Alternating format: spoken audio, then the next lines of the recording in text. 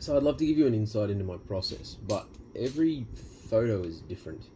Every photo depends really on the animal. Sometimes I don't know I'm going to see an animal or find an animal or ever get a chance to work with an animal, and then I come across one and have to do something in a hurry. Sometimes there's animals around here that are really easy to find, and so I'll plan for an animal. And then sometimes, you just kind of throw stuff together, and the next time you see an animal, okay, you can go on this will work. So some stuff's really well thought out and some stuff's not. But despite that sort of planning stage, one of the things that is quite true about this stuff is that the photos themselves aren't always what I expect. The photography process changes, again, based on the animal. So some of the easiest photos I've had look like some of the hardest photos to get because the animals seem like they'd be a challenge. A great example is the giant mud crab, Scylla serrata, because that one looks epic. But it was actually ridiculously easy to get that photo. One of the easiest ones I've ever got. I made the boat ages before I went out looking for a crab.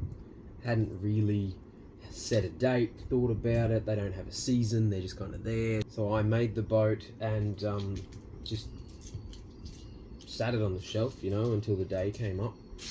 And then when a day came that I could go looking for a crab, we went out looking for a crab, me and a mate of mine, and just walked along the beach at low tide, along the mangroves, until we found a crab that was good enough.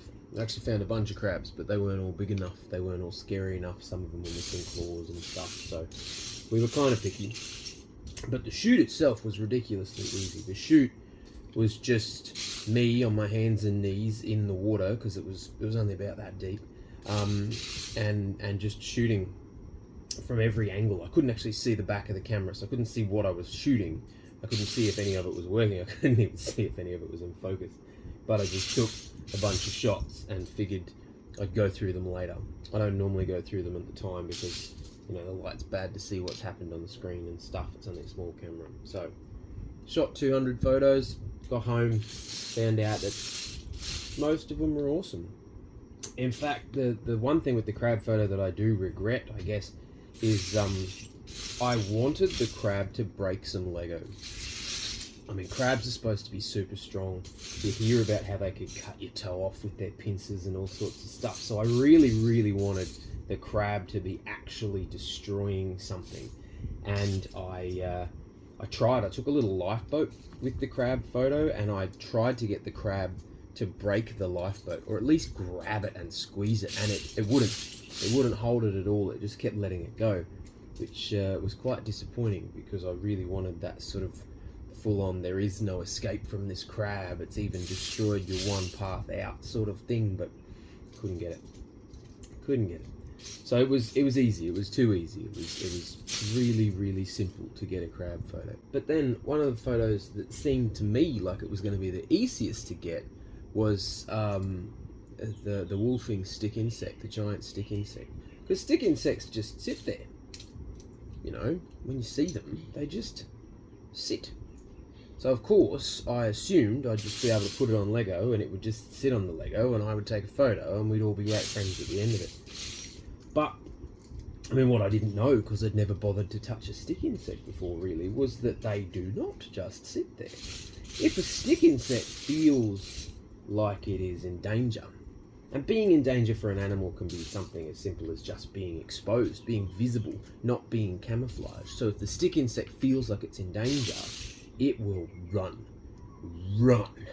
and try and find somewhere elevated that it can get to. So there's a jump off point and a flyaway point and all that other stuff. And then it will just climb like crazy, climb anything nearby. And it was almost impossible to get that photo. That night we took 2 nights. It took 2 nights because the first night we couldn't get a decent photo actually. Over 2 nights, there was 650 photos taken. And because it moved so fast, I had to keep increasing the amount of light. So by the time we got to a point where the photos were actually working, there was 5 lights all around the table. So yeah, 2 nights, 5 lights. We tried 3 different cameras, and took 650 photos. And the only photo that worked out well enough, the only photo that I'm happy with, is the one that's on the Instagram and used on the merchandise and stuff.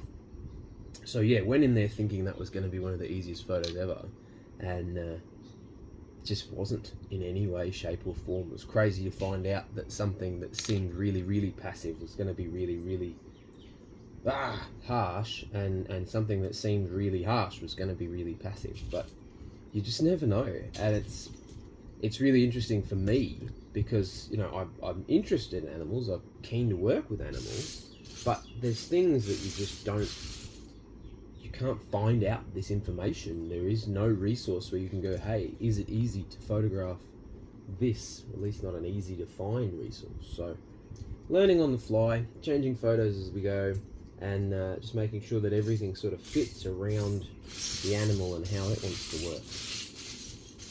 And that's a large part of the process now, is just adapting on the shoot.